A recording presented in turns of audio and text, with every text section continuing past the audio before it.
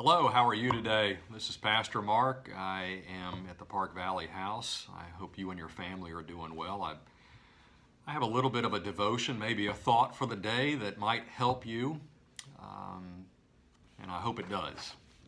Dietrich Bonhoeffer once wrote these words. He said, "A day at a time is long enough to sustain one's faith. The next day will have its own cares," end quote. I remember being very surprised the first time I read that statement. And I was surprised because I expected Bonhoeffer, who possessed such a large, beautiful, just nearly inconquerable faith, to say that one little 24-hour period is too limiting, too narrow. Faith should be far-reaching, looking far ahead. It comes off almost like he's minimizing the power of faith. What does he mean? A day at a time is enough to sustain one's faith. Well, the first thing he means is for you and I not to get ahead of ourselves, plain and simple. Jesus nearly said as much to his disciples. Today has enough things with which to test and even help our faith. Focus on the tasks of this day. Apply faith to this day. I'm more convinced than ever that there are a lot of forces in our world that work to unsettle us. They seek to make us fearful, and when fear sets in, other negative things follow. Anger, self-centeredness, lack of joy, suspicion, kind of a natural withdrawal from God back into ourselves. None of these things are good, and none of these are certainly biblical attributes for Christians either. Examples of this are things like projections of what the future market is going to do. Will it downturn? When will it collapse next? We're bombarded with what the world's going to look like with this particular president or another particular president. What should be the new name of the football team in Washington? Will there even be football in the fall? What are our school campuses going to look like, and how will they manage the COVID-19 in the fall? On and on and on it goes, increasing our anxiety.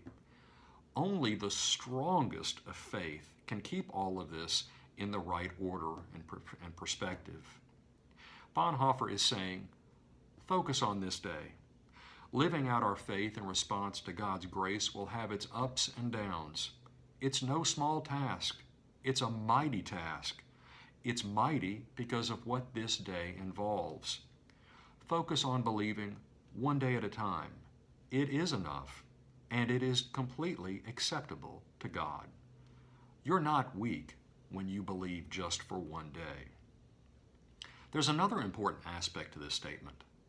Looking too far ahead, worrying, thinking, fretting about the end of the week or some event that may or may not happen, deprives you and me of what we are called to do today as Christians.